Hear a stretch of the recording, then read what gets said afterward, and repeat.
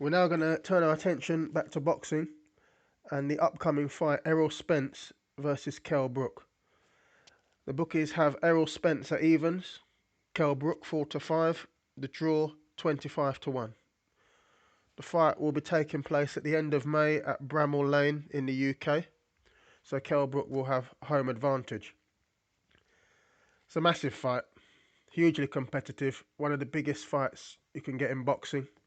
£147 welterweight division, and it's just I'm ever so excited for it. The press conference took place today. It was absolutely amazing. Brook, I've never seen him so confident. I've never seen him so fired up. I would say that was at the beginning of the press conference, because later on, Errol Spence had a bit more to say, and his trainer had a lot to say, and it was noticeable to see the reaction that it had. Brook started to get a bit red in the face, and his trainer was doing a lot of the talking.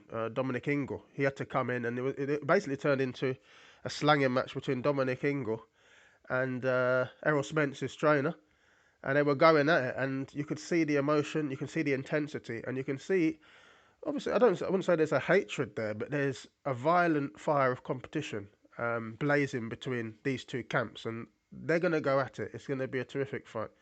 If we look at Errol Spence, he's a talented southpaw, 21 wins, 0 losses. Notable names on his record: Leonard Bundu, who he knocked out; Chris Algieri got the TKO against him. He's, as I say, technically gifted. Flying the flag for the USA. Brook will be flying the flag for the UK. I mean, generally, American fighters coming over to the UK have had a hard time of it. UK have had the edge. Most notably, refer to Anthony Joshua, who's dealt with Dominic Brazil, he's dealt with Eric Molina, he's dealt with Charles Martin. Tony Bellew dealt with BJ Flores when he came over from the States. So, we've seen, as far as Matchroom goes and their shows, when guys come over from America talking a big game, they come and fight the UK contingent and they get taught a lesson. Not sure whether that'll be the case in this one. Who knows? It's possible. Brook is probably the more seasoned of the pair. He's just from the fact he's been around longer. He's older. He's held the title for a while. He obviously wrestled it off Sean Porter in the States. You've got to give him huge credit for that. Fantastic win on points. And he's held on to the title for a while. He's attracted criticism for dealing with his mandatory defences against the likes of Jojo Dan, Kevin Bizier. I seem to remember him fighting Frankie Gavin. A couple of good wins over Carson Jones. But yeah, he got criticism for these mandatory title defences against guys that were not on the same level as him. But he did dispatch them. Um, I do sympathise with people who say that, because it was a period where he seemed to be just stagnating. But we're past that now. He's fought GGG. He's facing Errol Spence. I mean, he's taking on the challenges now. Um, it's very interesting, this one. It's just the press conference has really got me hyped for this one. I'm just glad that they're both really up for it. What I noticed about Spence, he seemed more centred. He seemed more. They're both inverted characters, Brook and Spence, but Spence seemed a bit more centred. He was a bit more within himself. Insults were thrown at him. It didn't seem to move his confidence. It didn't seem to move him at all. He wasn't very reactionary. Um, and that's interesting. It shows that he's got a good temperament. It shows that if things go wrong in the fight, has he got a good temperament that he can call on to centre himself and respond? I mean, temperament is sometimes overlooked in boxing. You look at the likes of people like Andre Ward. Ward got put down by Kovalev, was in serious trouble in the biggest fight of his career. He laughed it off and brushed himself down, checked himself, thought about a strategy going forward, and implemented a game plan and went on to win. So temperament's important. If you're level-headed under adversity, it's a big plus, and it looks like Errol Spencer's got that. Brook's got a good temperament as well. He's a fiery character underneath a veneer of coldness, and that makes him dangerous. He's in this fight. The home advantage is going to help Brook. Obviously, it's in the UK. It's in Bramall Lane. It's in Sheffield. It's his hometown. It's in front of his own people. They're going to be pulling for him. They're going to be shouting for him. They're going to be baying for blood, I think was the phrase Brook used, which was a nice phrase he used in the press conference. That kind of phrase showed the sort of intensity, the sort of mindset Brook brought into that press conference. I think he wanted to let Spence know this is going to be a serious fight. If he wants to take his belt away from Kell Brook, if he wants to take the belt off him, he's going to have to really come with a serious performance. And it's not going to be easy. Brook seems to have taken confidence from the win over GGG, and I think he deserves to. He really did well. He landed a few good shots. I think people got a little bit carried away though. This idea that he gave the blueprint to beat GGG and all this sort of thing. They take it. I think the other trainer did have a slight point when he was saying, you guys are talking about a loss as you're selling yourself over on the back of a loss. You should talk about your successes. I see where he's coming from. Obviously, that fight, there's more to it though. He was going up in trip and taking on a huge challenge, facing the most dangerous knockout merchant in boxing. So you can draw something away even in a loss against someone like that. But there is a point there.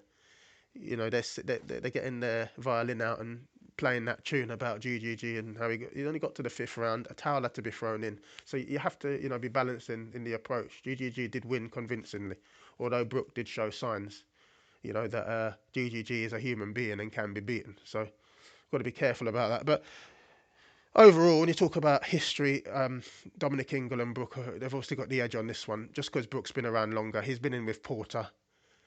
It's exactly what Dominic Ingle said about Sean Porter and Algieri fighting. Algieri being the best name on Spence's record. If Algieri got in with Porter, Porter would put him away, and there's no doubt about that. Porter's the better fighter. Hence, Brook's record is better. No one's disputing that. What you've got to look at, though, is Spence is slightly unexposed here.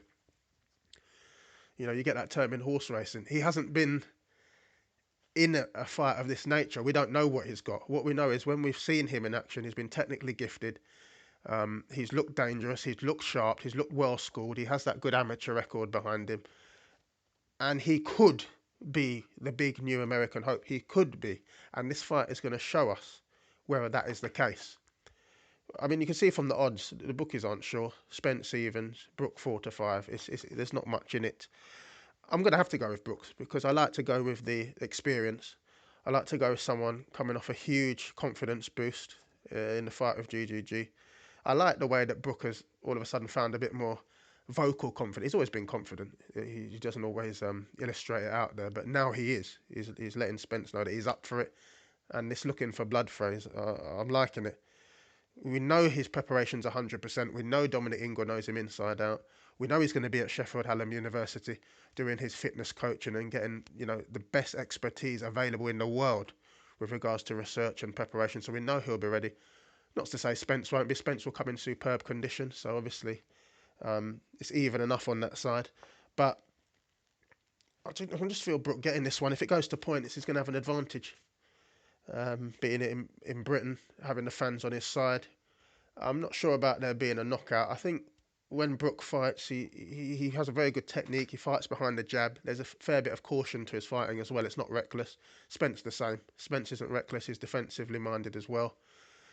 Will there be a knockout? There could be if there's a nicely landed shot by either boxer, but I kind of lean towards the points. As you can probably tell, at this stage, it is an early stage. There's going to be more press conferences. There's going to be more news coming out. I'm going to lean with Brook. That's my recommendation at the moment. I'd probably say hold off and not bet yet. It's not like there's going to be a huge change in the prices between now and closer to the fight. So I'd probably hold off. But just have in mind who you'd be looking at. I'm looking at Brook. But I'm prepared to be persuaded. I'm going to look out there, see what Errol Spence has got to say, see what his training regimen is like.